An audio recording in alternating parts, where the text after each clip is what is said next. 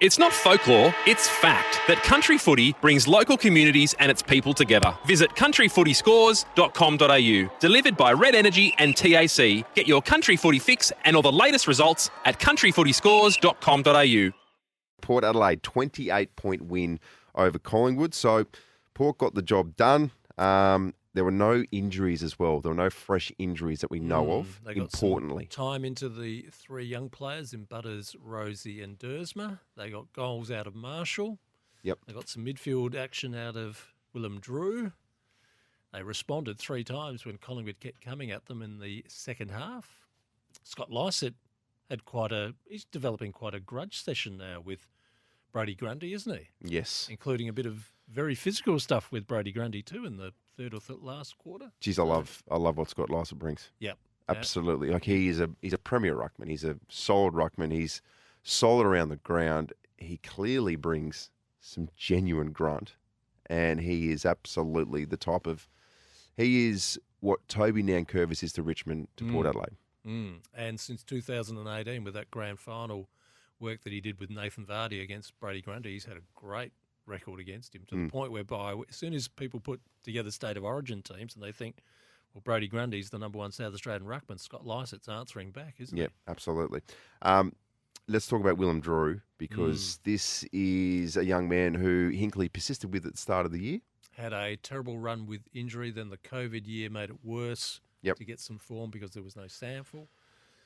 But he is taking every opportunity now and living up to some of his contested work on Friday night, wasn't it? Friday night, yes. Correct. It was just what Port need when they have seemed to have been relying so much on Wines and Boak to have now a third cog in there because they don't have Rockcliffe while he's had a horrible year with injury, has been very, very important to them. Now they get some extra run with Dersma and Butters and Rosie building up their form. Yep.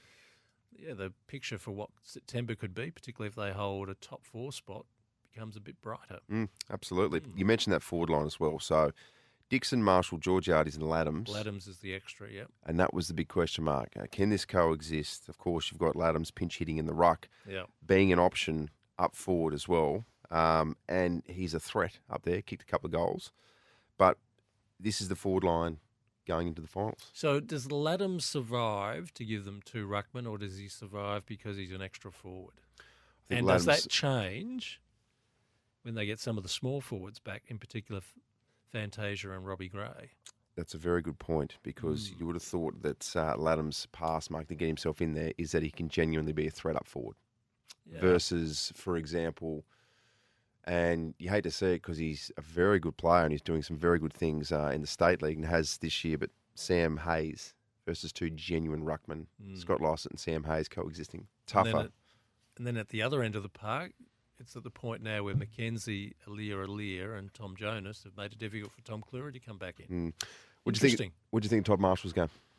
Oh, it was much, much better than it has been in the past month. The fact that he's clunking marks, getting goals, gives him some relief from all those who wanted him dropped to the sample or actually given a new role whereby if it wasn't going to work as a forward, just get him involved in the action if he goes onto a wing or even behind the play like Justin Westhoff used to. So, yeah, look, he did some interesting things the week before, some of his small touches, which then led to goals. Now he's actually kicking the goals himself. It gives him a fair bit of relief, I would have thought. The question won't be asked this week, surely. No. 3 goals from Marshall. Let's hear from the coach, Ken Hinkley. I have total belief in Todd Marshall as a footballer, and the team does too. And as I said, he plays in one of the hardest positions on the ground, and he's a tall forward is always put under an unfair pressure, in my view. And Charlie is our key forward, and the team kicks it to him a lot. Todd plays a role that's so valuable to us as a football club, and we love that. And yes, we'd like Todd to play outstandingly well every week, but we know that's not the case, and we value what he brings to the team. Opinions don't worry me, but they're allowed to be had. I have belief in the players, and Todd is one of those players I have great belief in. I don't mind what anyone else's opinion is. Whether they're educated or uneducated in their opinion is not up for me to determine. I'm the coach of the footy club, and I'll protect the players who not protect the players. I'll reward the players who reward us as a team, and Todd does that more often than not. We heard from Matthew Loken just a few minutes ago, just sort of saying the same thing, that the opinion and the pressure that's on Todd Marshall is outside noise because because internally, very highly rated. Well, he's answered this week, so he won't have so much of the outside noise then. And the internal noise we know is very, very positive towards him. Charlie Dixon certainly speaks very highly of him. So, yeah, there you are. That's one little box that's closed for a week. Yep. Week by week thing. That's exactly right. That's how the game works. Just want to take it 1 week at a time, not look too far ahead. Yes. 0427 154 166. This one from Travis. He said, "Hey, Jen, super impressed with the form of Ryan Burton. Last 2 weeks, all of a sudden, he looks like he's rediscovered his speed and dare to take the game on. Before it secured a game, I thought he could be close to getting dropped, but now he's been top 5 best players 2 weeks in a row." And bang on, Travis. It's good to see because Ryan Burton is a genuine elite kick. Yes, that's what Port does need. Needs that polished defender who can make sure the ball moves out of that area rather than become a turnover and become a score on the return. So, yep, he's done extremely well for them recently. Lindsay texting in as well, just talking about Carl Amon, saying he's the closest thing to John Cahill since Jack played. He's a hell of a talent. There you are. That's a good comparison, actually. Solid stuff. All right, Port Adelaide supporters, get involved this morning. 0427 154 166. Port likely to be playing GWS at Marvel for the next game, but we should get an update. That's a win for them in the sense of Absolutely.